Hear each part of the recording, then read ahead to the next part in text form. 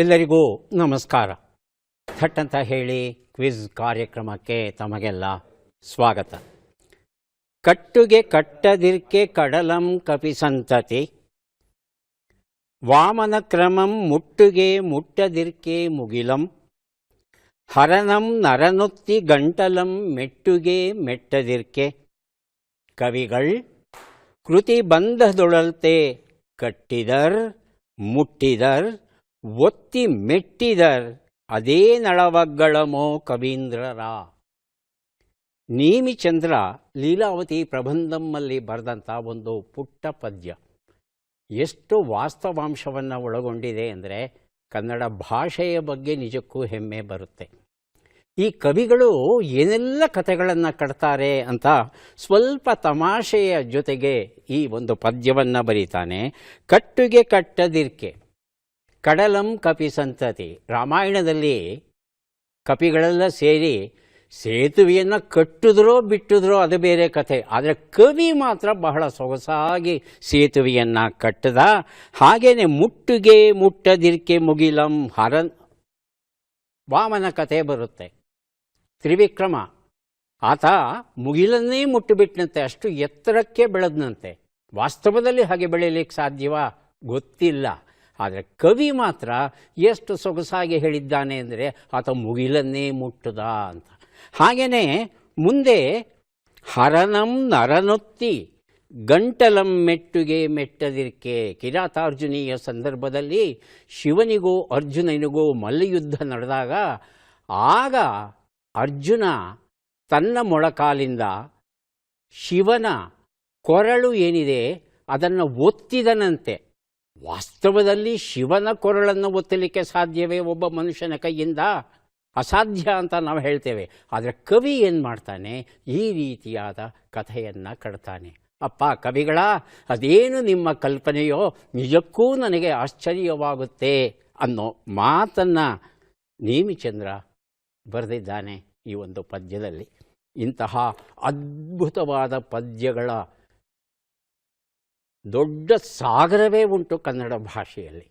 ಹಾಗಾಗಿ ಕನ್ನಡ ಭಾಷೆಯ ಸೊಗಸನ್ನು ಆಸ್ವಾದಿಸುವ ಅವಕಾಶ ನಮ್ಮೆಲ್ಲರಿಗೂ ಇದೆ.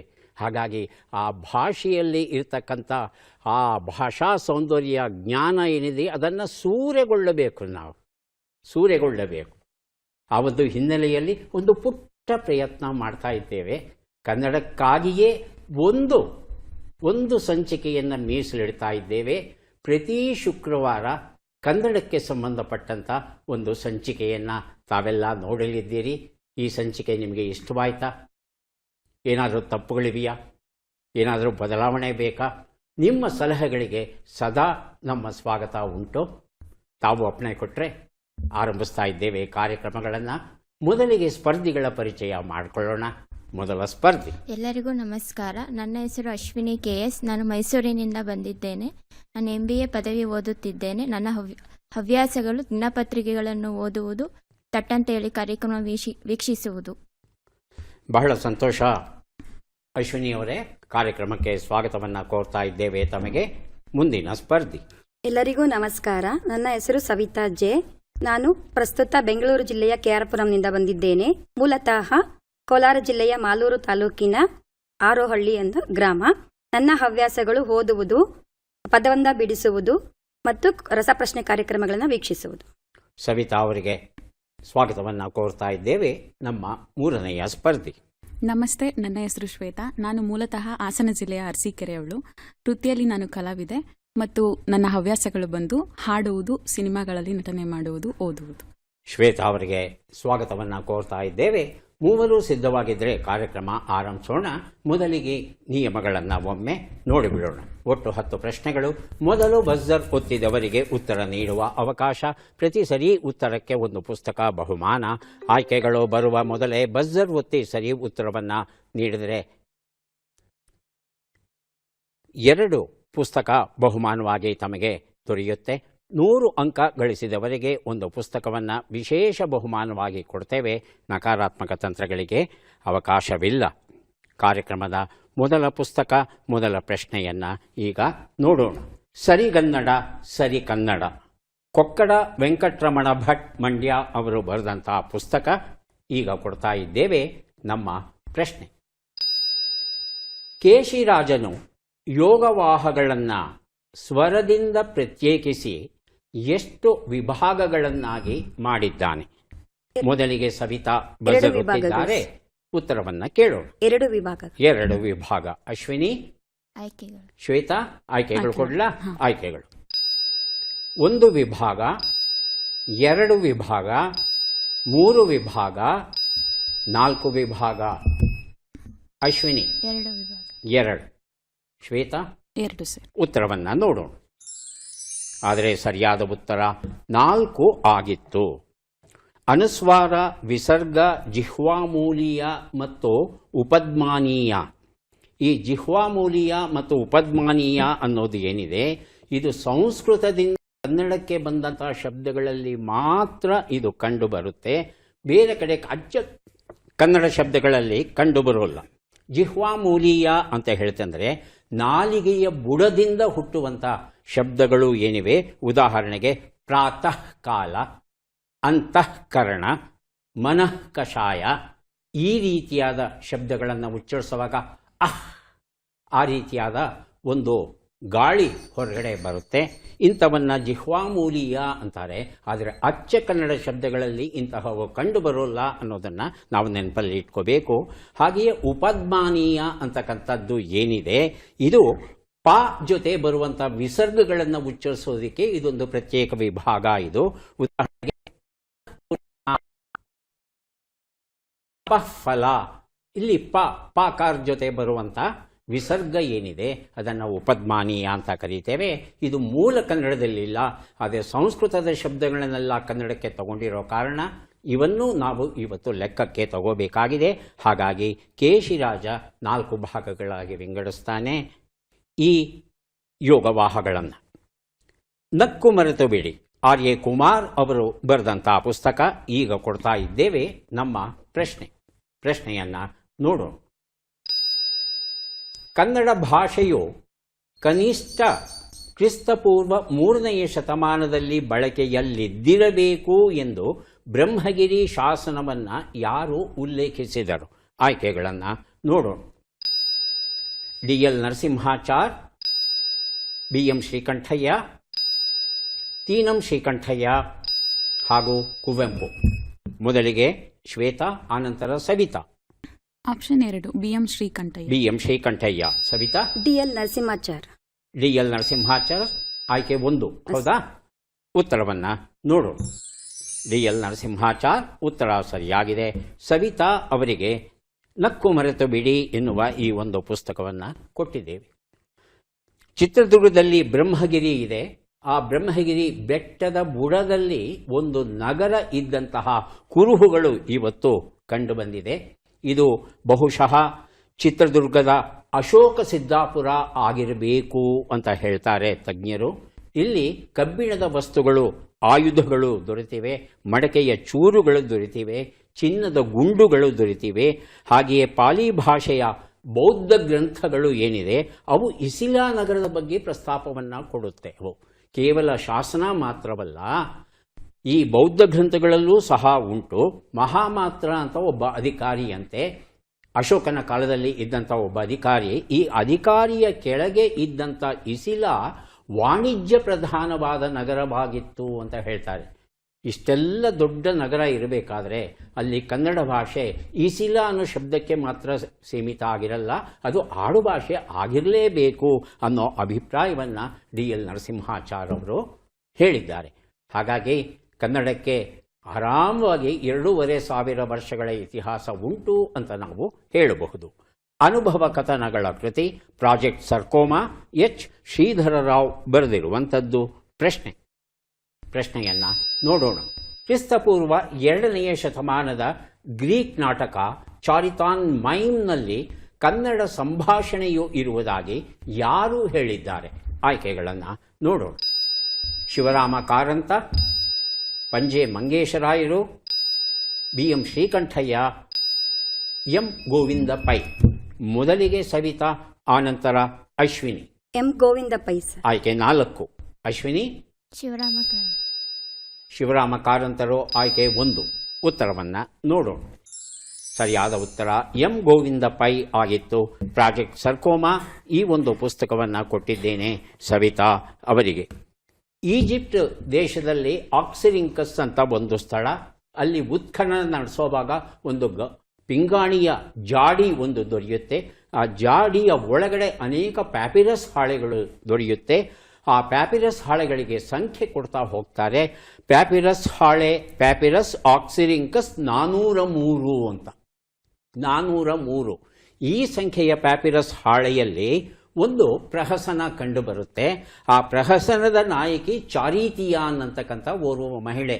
ಆ ಪ್ರಹಸನಕ್ಕೆ ಏನಾದೊಂದು ಹೆಸರಿತ್ತ ನಮಗೆ ಗೊತ್ತಿಲ್ಲ, ಆದರೆ ಪ್ರಧಾನ ಪಾತ್ರ ಚಾರಿತಿಯಾನ್ ಅನ್ನೋ ಮಹಿಳೆ ಆಗಿರೋ ಕಾರಣ ಅದನ್ನು ಚಾರಿತಿಯಾನ್ ಮೈಮ್ ಅಂತಲೇ ಇವತ್ತಿಗೂ ನಾವು ಕರೀತೇವೆ.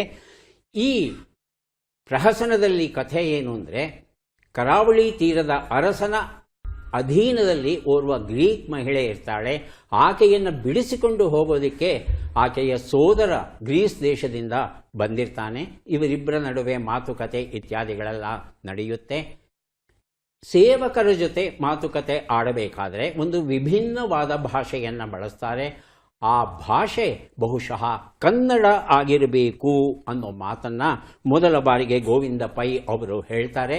ಅದು ಕನ್ನಡ ಅಲ್ಲ, ಅದು ಬಹುಶಃ ತುಳು ಆಗಿರಬೇಕು ಅಂತ ಇತರ ವಿದ್ವಾಂಸರು ಹೇಳಿದ್ದಾರೆ. ವಾಸ್ತವದಲ್ಲಿ ಅದು ಕಡಲ ತೀರದ, ಕರ್ನಾಟಕ ಕಡಲ ತೀರದ ಭಾಷೆ ಅನ್ನೋದಷ್ಟು ಸದ್ಯಕ್ಕೆ ನಮಗೆ ಮುಖ್ಯವಾಗಿರುವಂಥ ವಿಚಾರ. ಮುಂದಿನ ಪುಸ್ತಕ ಮತ್ತು ಪ್ರಶ್ನೆಯನ್ನು ಈಗ ನೋಡೋಣ. ಮಾರಿ ಕಣಿವೆ, ವಾಣಿವಿಲಾಸ ಸಾಗರ ನಿರ್ಮಾಣದ ಕತೆ. ಪ್ರೊಫೆಸರ್ MG ರಂಗಸ್ವಾಮಿ ಇದನ್ನು ಬರೆದಿದ್ದಾರೆ. ನಮ್ಮ ಪ್ರಶ್ನೆಯನ್ನು ನೋಡೋಣ. ಇಂದಿನ ಕನ್ನಡ ವ್ಯಾಕರಣದ ಪ್ರಮುಖ ಆಕರ ಯಾವುದು? ಆಯ್ಕೆಗಳನ್ನು ನೋಡೋಣ. ಶಬ್ದಮಣಿ ದರ್ಪಣ, ಕಾವ್ಯಾವಲೋಕನ, ಕವಿರಾಜ ಮಾರ್ಗ, ಕರ್ನಾಟಕ ಭಾಷಾಭೂಷಣ. ಮೊದಲಿಗೆ ಸವಿತಾ, ಆನಂತರ ಶ್ವೇತಾ. ಶಬ್ದಮಣಿ ದರ್ಪಣ. ಶಬ್ದಮಣಿ ದರ್ಪಣ ಸವಿತಾ ಅವರ ಉತ್ತರ. ಶ್ವೇತಾ? ಕವಿರಾಜ ಮಾರ್ಗ. ಕವಿರಾಜ ಮಾರ್ಗ ಆಯ್ಕೆ 3. ಉತ್ತರವನ್ನು ನೋಡೋಣ. ಶಬ್ದಮಣಿ ದರ್ಪಣ ಉತ್ತರ ಸರಿಯಾಗಿದೆ. ಮಾರಿ ಕಣಿವೆ ಈ ಒಂದು ಪುಸ್ತಕವನ್ನು ಸವಿತಾ ಅವರಿಗೆ ಕೊಟ್ಟಿದ್ದೇವೆ. ಕನ್ನಡ ಭಾಷೆ ವಿಶ್ವದ ಅತ್ಯಂತ ಪುರಾತನ ಭಾಷೆಗಳಲ್ಲಿ ಒಂದು ಅನ್ನೋದು ನಿರ್ವಿವಾದ.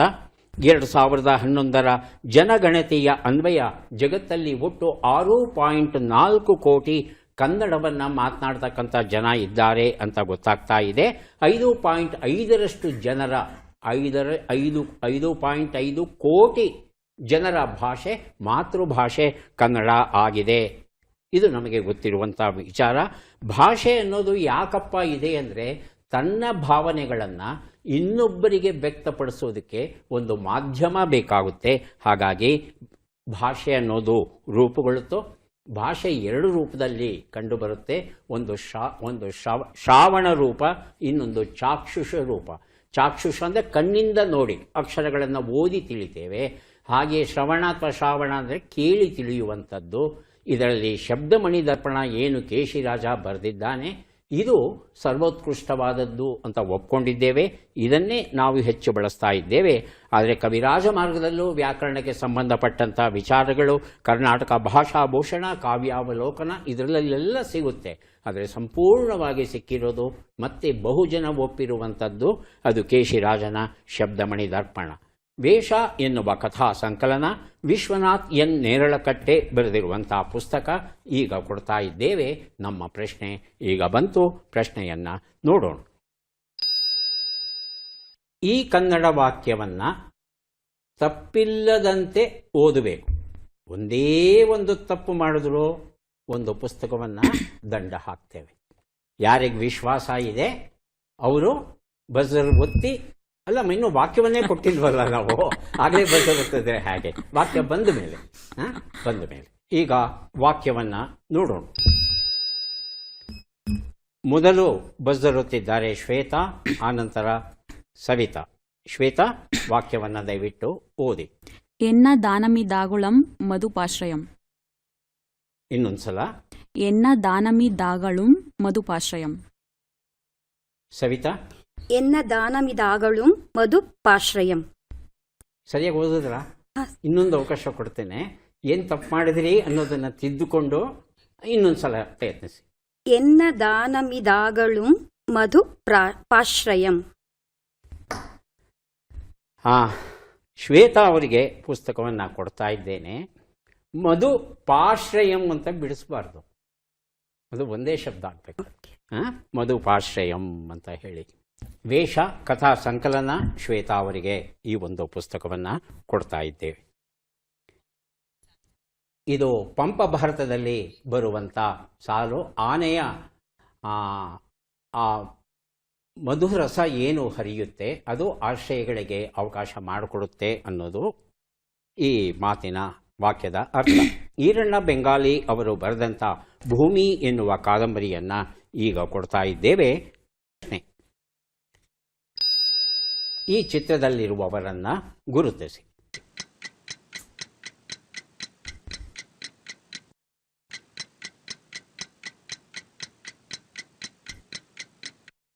ಆಯ್ಕೆಗಳನ್ನು ಹೇಳಿಮ್ಮ. ಪಿ.ವಿ. ನರಸಿಂಹಾಚಾರ್ ಸರ್. ಆಯ್ಕೆಗಳನ್ನು ನೋಡೋಣ.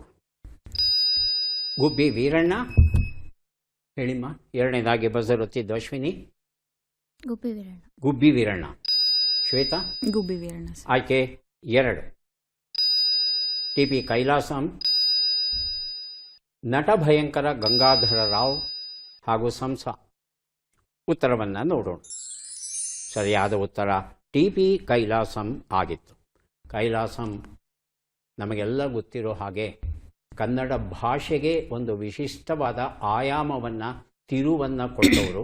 ಅದರಲ್ಲೂ ರಂಗಭೂಮಿಗೆ ಸಂಬಂಧಪಟ್ಟ ಹಾಗೆ ಕೈಲಾಸಂ ಪ್ರವೇಶ ಆಗುವವರೆಗೂ ಕನ್ನಡದಲ್ಲಿದ್ದದ್ದೆಲ್ಲ ವೃತ್ತಿ ನಾಟಕಗಳು, ಬಹಳ ಉದ್ದುದ್ದ ಸಂಭಾಷಣೆ, ಹಾಡುಗಳು, ಹೀಗೆ ಏಕತಾನತೆಯಿಂದ ಮುಂದುವರಿತಾ ಇತ್ತು. ಅಂತಹ ಸಂದರ್ಭದಲ್ಲಿ ಕೈಲಾಸಂ ಅವರು ಕಂಗ್ಲೀಷನ್ನು ಎಷ್ಟು ಪರಿಣಾಮಕಾರಿಯಾಗಿ ಬಳಸಿ ವಿಡಂಬನೆ, ಹಾಸ್ಯ, ಕಟಕಿ ಎಲ್ಲವನ್ನೂ ರಂಗಭೂಮಿಗೆ ತಂದರು ಅಂದರೆ ಅದು ಜನ ಒಪ್ಕೋತಾರೆ. ಕೆಲವರು ಬೈತಾರೆ ಕನ್ನಡ ಭಾಷೆಯನ್ನು ಕೊಲೆ ಮಾಡ್ತಿದ್ದಾನೆ ಅಂತ.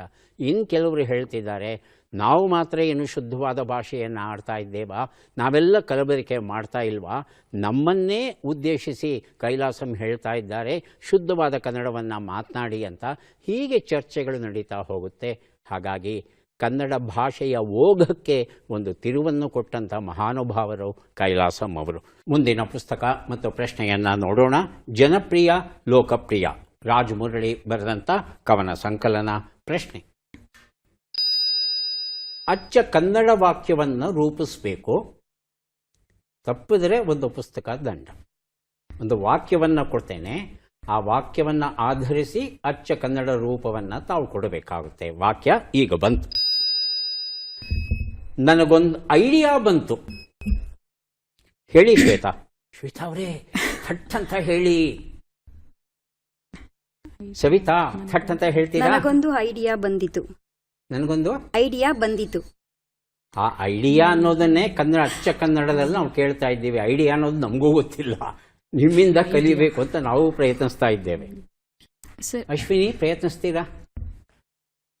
ಹೇಳಿ ಶ್ವೇತಾ. ನನಗೊಂದು ಮಾರ್ಗ ಗೊತ್ತು. ಮಾರ್ಗ, ಐಡಿಯಾ ಅಂದರೆ ಮಾರ್ಗ. ಸವಿತಾ, ಐಡಿಯಾ ಅಂದರೆ ಕನ್ನಡದಲ್ಲಿ ಏನು?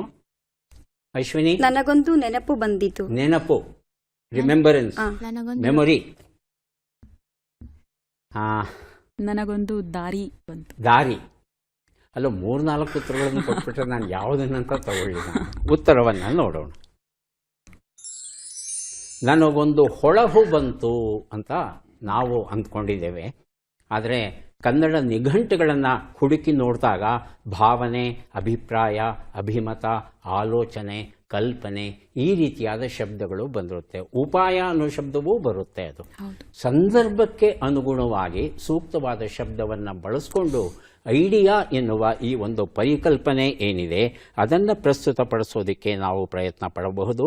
ನಿಘಂಟು ಹೇಳೋ ರೀತಿ ಐಡಿಯಾ ಅಂದರೆ ಏನು ಅಂದರೆ a thought or suggestion as to a possible course of action ಅಂತ ಹೇಳುತ್ತೆ.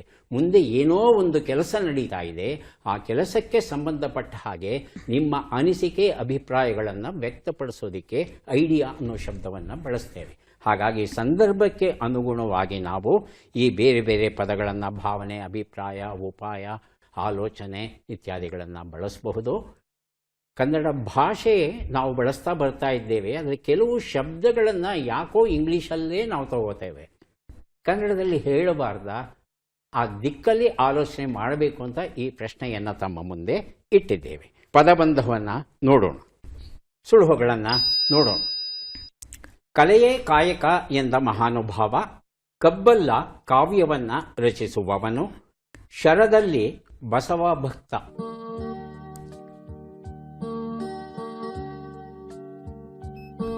ಬಜರುತ್ತಿದ್ದಾರೆ ಅಶ್ವಿನಿ. ಒಂದು ಉತ್ತರ ಬಸವೇಶ್ವರ. ಬಸವೇಶ್ವರ. ಬಸವೇಶ್ವರ. ಕಲೆಯೇ ಕಾಯಕ ಎಂದ ಮಹಾನುಭಾವ. ಹೇಳಿ ಶ್ವೇತಾ. ರಾಜ್ಕುಮಾರ್. ರಾಜ್ಕುಮಾರ್. ರಾಜ್ಕುಮಾರ್. ಇಲ್ಲಿ ನೀವು ಇಬ್ಬರು ಮಾಡಿರೋ ತಪ್ಪು ಏನು ಅಂದರೆ, ಒಂದೇ ಒಂದು ಶಬ್ದವನ್ನು ಹಿಡ್ಕೊಂಡ್ಬಿಟ್ಟಿದ್ದೀರಿ. ಮೂರೂ ಶಬ್ದಗಳನ್ನು ಹುಡುಕ್ಬೇಕಲ್ವಾ ಯಾವತ್ತೂ ಪದಬಂಧದಲ್ಲಿ. ಪ್ರಯತ್ನಿಸಿ 3 ಶಬ್ದಗಳನ್ನು ಹುಡುಕೋದಿಕ್ಕೆ. ಸವಿತಾ, ತಾವು ಪ್ರಯತ್ನಿಸಬಹುದು. ಉತ್ತರವನ್ನು ಕೊಡ್ತಾ ಹೋಗ್ತೇನೆ. ಮೊದಲನೇ ಉತ್ತರ ನೋಡಿ 2-3ಕ್ಕೆ ತಾವು ಪ್ರಯತ್ನಿಸಬಹುದು. ಒಂದು ಉತ್ತರ ಗುಬ್ಬಿ ವೀರಣ್ಣ. ಕಲೆಯೇ ಕಾಯಕ ಅನ್ನೋದು ಗುಬ್ಬಿ ವೀರಣ್ಣ ಅವರ ಆತ್ಮಚರಿತ್ರೆ. ಎರಡನೇದಕ್ಕೆ ಉತ್ತರ ಕೊಡ್ತೀರಾ? ಕಬ್ಬಲ್ಲ ಕಾವ್ಯವನ್ನು ರಚಿಸುವ. ಕಬ್ಬಿಗ. ಕಬ್ಬಿಗ. ಉತ್ತರವನ್ನು ನೋಡೋಣ. ಕಬ್ಬಿಗ ಉತ್ತರ ಸರಿಯಾಗಿದೆ. ಮಾವ ಮಾವ ಮಾತಾಡೋ ಎನ್ನುವ ಪುಸ್ತಕ ಕೊಟ್ಟಿದ್ದೇವೆ.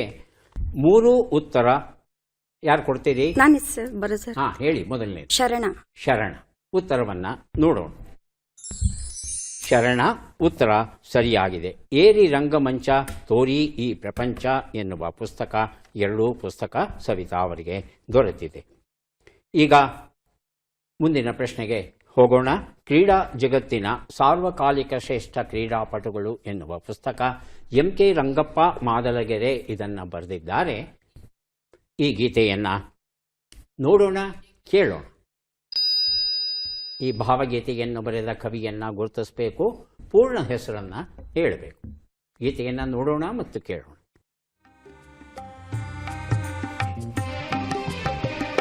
ಅಗಣಿತ ತಾರಾ ಗಣಗಳ ನಡುವೆ ನಿನ್ನನೆ ನೆಚ್ಚಿಗೆ ನಾನು, ನನ್ನೀ ಜೀವನ ಸಮುದ್ರಯಾನಗೆ, ನನ್ನೀ ಜೀವನ ಸಮುದ್ರಯಾನಗೆ ಚಿರಧ್ರುವ ತಾರೆಯು ನೀನು,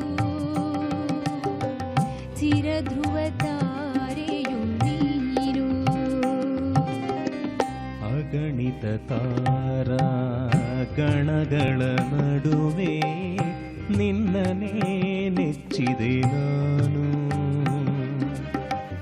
ನನ್ನೀ ಜೀವನ ಸಮುದ್ರಯಾನಕ್ಕೆ, ನನ್ನೀ ಜೀವನ ಸಮುದ್ರಯಾನಕ್ಕೆ ಚಿರಧ್ರುವ ತಾರೆಯು ನೀನು, ಚಿರಧ್ರುವ ತಾರೆಯು ನೀನು. ಆಯ್ಕೆಗಳು ಬೇಕಾ? Yes. ಆಯ್ಕೆಗಳು: ದ.ರಾ. ಬೇಂದ್ರೆ, DVG, ಬೀಚಿ, ಕುವೆಂಪು. ಮೊದಲಿಗೆ ಶ್ವೇತಾ, ಆನಂತರ ಅಶ್ವಿನಿ. ಬೀಚಿ. ಬೀಚಿ. ಅಶ್ವಿನಿ. ಕುವೆಂಪು. ಕುವೆಂಪು. ಉತ್ತರವನ್ನು ನೋಡೋಣ. ಸರಿಯಾದ ಉತ್ತರ ಕುವೆಂಪು ಆಗಿತ್ತು. ಕ್ರೀಡಾ ಜಗತ್ತಿನ ಸಾರ್ವಕಾಲಿಕ ಶ್ರೇಷ್ಠ ಕ್ರೀಡಾಪಟುಗಳ ಪುಸ್ತಕವನ್ನು ಅಶ್ವಿನಿ ಅವರಿಗೆ ಕೊಟ್ಟಿದ್ದೇವೆ. ಕುವೆಂಪು ಅಂದ ಮಾತ್ರಕ್ಕೆ ಪುಸ್ತಕ ಕೊಟ್ಬಿಡಬೇಕಾ ನಾವು, ಅಥವಾ ಪೂರ್ತಿ ಹೆಸರು ಹೇಳಿದರೆ ಕೊಡಬೇಕು? ಕುಪ್ಪಳ್ಳಿ ವೆಂಕಟಪ್ಪ ಪುಟ್ಟಪ್ಪ. ಕುಪ್ಪಳ್ಳಿ ವೆಂಕಟಪ್ಪ ಪುಟ್ಟಪ್ಪ. ಕುಪ್ಪಳ್ಳಿ ವೆಂಕಟಪ್ಪ ಗೌಡ ಪುಟ್ಟಪ್ಪ ಪೂರ್ತಿ ಹೆಸರು. ಆದರೆ ಗೌಡ ಅನ್ನೋ ಶಬ್ದವನ್ನು ಸಾಮಾನ್ಯವಾಗಿ ಬಿಟ್ಬಿಡ್ತೇವೆ ನಾವು. ಹಾಗಾಗಿ ಕುವೆಂಪು ಅವರನ್ನು ನಾವು ಎಷ್ಟು ಗೌರವದಿಂದ ಕರೆದಿದ್ದೀವಿ ಅಂತ ಹೇಳ್ತಂದರೆ, ಅವರನ್ನು ರಸ ಋಷಿ ಅಂತಲೂ ಸಹ ಕರೀತೇವೆ. ಕುವೆಂಪು ಅವರು ಬರೆದಂಥ ಒಂದು ಭಾವಗೀತೆಯನ್ನು ಕೇಳಿದ್ವಿ. ಈಗ ನಾವು ಕೊನೆಯ ಘಟ್ಟಕ್ಕೆ ಬಂದಿದ್ದೇವೆ. ಚಟ್ಪಟ್ ಚಿನ್ಕುರುಳಿ 5 ಪ್ರಶ್ನೆಗಳು. ಮೊದಲ ಅವಕಾಶ ಅಶ್ವಿನಿ ಅವರಿಗೆ. ಸಿದ್ಧವಾಗಿದ್ದೀರಾ? ಮೊದಲ ಪ್ರಶ್ನೆ. ಕನ್ನಡದ ವರ್ಡ್ಸ್ವರ್ತ್ ಯಾರು? ಬೇಂದ್ರೆ, ಕುವೆಂಪು? ಕುವೆಂಪು. ಮುಂದಿನ ಪ್ರಶ್ನೆ. ಕನ್ನಡದ ವರಕವಿ ಯಾರು? ಬೇಂದ್ರೆ, ಪುತಿನ? ಬೇಂದ್ರೆ. ಮುಂದಿನ ಪ್ರಶ್ನೆ. ಭಾವ ಯಾರ ಆತ್ಮಕತೆ? ಮಾಸ್ತಿ, ಪುತಿನ? ಮಾಸ್ತಿ. ಪುತಿನ. ಪುತಿನ. ಯಾವ ಮೋಹನ ಮುರಳಿ ಕರೆಯಿತು ದೂರ ತೀರಕ್ಕೆ ನಿನ್ನನು? ಈ ಕವಿನುಡಿಯು ಯಾರದ್ದು? ಅಡಿಗ, BC ರಾಮಚಂದ್ರ ಶರ್ಮಾ? ಅಡಿಗ. ಮುಂದಿನ ಪ್ರಶ್ನೆ. ರಾಮನಾಥ ಇದು ಯಾರ ಅಂಕಿತ ನಾಮ? ಜೇಡರ ದಾಸಿಮಯ್ಯ, ಮಡಿವಾಳ ಮಾಚಯ್ಯ? ಜೇಡರ ದಾಸಿಮಯ್ಯ. 5 ಪ್ರಶ್ನೆಗಳಾಯಿತು. ಉತ್ತರಗಳನ್ನು ನೋಡ್ತಾ ಹೋಗೋಣ. 1 ಉತ್ತರ ಕನ್ನಡದ ವರ್ಡ್ಸ್ವರ್ತ್ ಕುವೆಂಪು, ಸರಿಯಾಗಿದೆ. 2 ಉತ್ತರ ಬೇಂದ್ರೆ, ಸರಿಯಾಗಿದೆ. 3 ಉತ್ತರ ಭಾವ ಮಾಸ್ತಿಯವರ ಆತ್ಮಚರಿತ್ರೆ ಆಗಿತ್ತು. 4ನೇ ಪ್ರಶ್ನೆಗೆ ಉತ್ತರ ಅಡಿಗರ ಮಾತಿದು, ಸರಿಯಾದ ಉತ್ತರ ಕೊಟ್ಟಿದ್ದೀರಿ. 5ನೇ ಪ್ರಶ್ನೆ ಜೇಡರ ದಾಸಿಮಯ್ಯ, ಉತ್ತರ ಸರಿಯಾಗಿದೆ. 5 ಪ್ರಶ್ನೆಗಳಲ್ಲಿ 4 ಪ್ರಶ್ನೆಗಳಿಗೆ ತಾವು ಸರಿಯಾದ ಉತ್ತರ ಕೊಟ್ಟಿದ್ದೀರಿ. ಹಾಗಾಗಿ 4 ಪುಸ್ತಕಗಳನ್ನು ತಮಗೆ ಕೊಡ್ತಾ ಇದ್ದೇವೆ. ಈಗ ಅವಕಾಶ ಸವಿತಾ ಅವರಿಗೆ ಬರ್ತಾ ಇದೆ. ಸಿದ್ಧವಾಗಿದ್ದರೆ ಆರಂಭಿಸ್ತೇವೆ. ಮೊದಲ ಪ್ರಶ್ನೆ. ಕನ್ನಡ ಕಾದಂಬರಿ ಸಾರ್ವಭೌಮ ಯಾರು? ಅನಕೃ, ತರಾಸು? ಅನಕೃ ಸರ್. ಮುಂದಿನ ಪ್ರಶ್ನೆ. ಕನ್ನಡದ ರಗಳೆಯ ಕವಿ ಯಾವ ಕವಿಯ ಅನ್ವರ್ಥನಾಮ? ಹರಿಹರ, ರಾಘವಂಕ. ಮುಂದಿನ ಪ್ರಶ್ನೆ. ಹುಚ್ಚು ಮನಸ್ಸಿನ 10 ಮುಖಗಳು ಯಾರ ಆತ್ಮಕತೆ? ಶಿವರಾಮ ಕಾರಂತ, ವಿನಾಯಕ, ಕೃಷ್ಣ ಗೋಕಾಕ್? ಶಿವರಾಮ ಕಾರಂತ. ಮುಂದಿನ ಪ್ರಶ್ನೆ. ಕುಮಾರವ್ಯಾಸ ಹಾಡಿದನೆಂದರೆ ಕಲಿಯುಗವು ದ್ವಾಪರವಾಗುವುದು. ಈ ಕವಿ ನುಡಿಯು ಯಾರದ್ದು? ಡಿವಿಜಿ. ಮುಂದಿನ ಪ್ರಶ್ನೆ. ಗುಹೇಶ್ವರ ಯಾರ ಅಂಕಿತ ನಾಮ? ಅಲ್ಲಮಪ್ರಭು, ಅಂಬಿಗರ ಚೌಡ? ಅಲ್ಲಮಪ್ರಭು. ಉತ್ತರಗಳನ್ನು ನೋಡ್ತಾ ಹೋಗೋಣ. 1 ಉತ್ತರ ಕಾದಂಬರಿ ಸಾರ್ವಭೌಮ ಅನಕೃ, ಸರಿಯಾಗಿದೆ. 2 ಉತ್ತರ ಹರಿಹರ ಆಗಿದ್ದ ರಾಘವಾಂಕ ಅಲ್ಲ. 3ನೇ ಪ್ರಶ್ನೆಗೆ ಉತ್ತರ ಶಿವರಾಮ ಕಾರಂತ, ಸರಿಯಾಗಿದೆ. 4ನೇ ಪ್ರಶ್ನೆಗೆ ಉತ್ತರ ಕುವೆಂಪು ಆಗಿತ್ತು, DVG ಅಲ್ಲ. 5ನೇ ಪ್ರಶ್ನೆಗೆ ಉತ್ತರ ಅಲ್ಲಮಪ್ರಭು, ಸರಿಯಾಗಿದೆ. ಒಟ್ಟು 3 ಪ್ರಶ್ನೆಗಳಿಗೆ ತಾವು ಸರಿಯಾದ ಉತ್ತರ ಕೊಟ್ಟಿದ್ದೀರಿ. ಹಾಗಾಗಿ 3 ಪುಸ್ತಕಗಳನ್ನು ತಮಗೆ ಕೊಡ್ತಾ ಇದ್ದೇವೆ. ಈಗ ಅವಕಾಶ ಶ್ವೇತಾ ಅವರಿಗೆ ಬರ್ತಾ ಇದೆ. ಸಿದ್ಧವಾಗಿದ್ದೀರಾ? ಮೊದಲ ಪ್ರಶ್ನೆ. ಕರ್ನಾಟಕದ ಪ್ರಹಸನ ಪಿತಾಮಹ ಯಾರು? ಗುಬ್ಬಿ ವೀರಣ್ಣ, TP ಕೈಲಾಸಂ? ಮುಂದಿನ ಪ್ರಶ್ನೆ. ಷಟ್ಪದಿಯ ಬ್ರಹ್ಮ ಯಾವ ಕವಿಯ ಅನ್ವರ್ಥನಾಮ? ಕುಮಾರವ್ಯಾಸ, ರಾಘವಾಂಕ. ಈಗ ಗೊತ್ತಾಯ್ತಾ ಹರಿಹರ ಮತ್ತು ರಾಘವಾಂಕ ವ್ಯತ್ಯಾಸ? ಹೋರಾಟದ ಬದುಕು ಯಾರ ಆತ್ಮಕತೆ? ದೇಜಗೌ, ಪ್ರಭುಶಂಕರ್? ಮುಂದಿನ ಪ್ರಶ್ನೆ. ಸರಸವೇ ಜನನ, ಬಿರಸವೇ ಮರಣ, ಸಮರಸವೇ ಜೀವನ, ಇದು ಈ ಕವಿ ನುಡಿಯು ಯಾರದ್ದು? ಬೇಂದ್ರೆ, ಮಾಸ್ತಿ? ಮುಂದಿನ ಪ್ರಶ್ನೆ. ಅಭಿನವ ಮಲ್ಲಿಕಾರ್ಜುನ ಯಾರ ಅಂಕಿತ ನಾಮ? ಡೋಹರ ಕಕ್ಕಯ್ಯ, ಮೋಳಿಗೆ ಮಾರಯ್ಯ? ಉತ್ತರಗಳನ್ನು ನೋಡ್ತಾ ಹೋಗೋಣ. 1 ಉತ್ತರ ಕರ್ನಾಟಕ ಪ್ರಹಸನ ಪಿತಾಮಹ TP ಕೈಲಾಸಂ, ಸರಿಯಾಗಿದೆ. 2 ಉತ್ತರ ಷಟ್ಪದಿಯ ಬ್ರಹ್ಮ ರಾಘವಾಂಕ, ಸರಿಯಾಗಿದೆ. 3 ಉತ್ತರ ಹೋರಾಟದ ಬದುಕು ದೇಜಗೌ ಅವರ ಆತ್ಮಚರಿತ್ರೆ, ಸರಿಯಾಗಿದೆ. 4ನೇ ಪ್ರಶ್ನೆಗೆ ಉತ್ತರ ಬೇಂದ್ರೆ, ಸರಿಯಾಗಿದೆ. 5ನೇ ಪ್ರಶ್ನೆಗೆ ಉತ್ತರ ಇದು ಡೋಹರ ಕಕ್ಕಯ್ಯ ಆಗಿತ್ತು. ಎಷ್ಟು ಸರಿ ಉತ್ತರ ಕೊಟ್ರಿ? 4 ಅಲ್ವಾ? 4 ಪುಸ್ತಕಗಳನ್ನು ತಮಗೆ ಕೊಡ್ತಾ ಇದ್ದೇವೆ. ಯಾರಿಗೆ ಎಷ್ಟು ಪುಸ್ತಕಗಳು ಬಂದಿವೆ ಅದನ್ನು ನೋಡುವ ಕ್ಷಣ ಈಗ ಬರ್ತಾ ಇದೆ.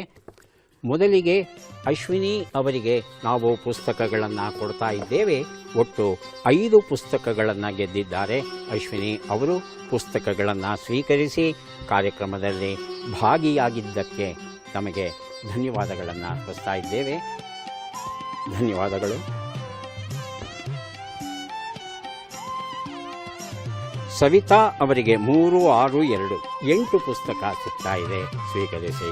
ಅಭಿನಂದನೆಗಳು. ಶ್ವೇತಾ ಅವರಿಗೆ 3, 2, 5 ಪುಸ್ತಕ ಸ್ವೀಕರಿಸಿ. ಅಭಿನಂದನೆಗಳು.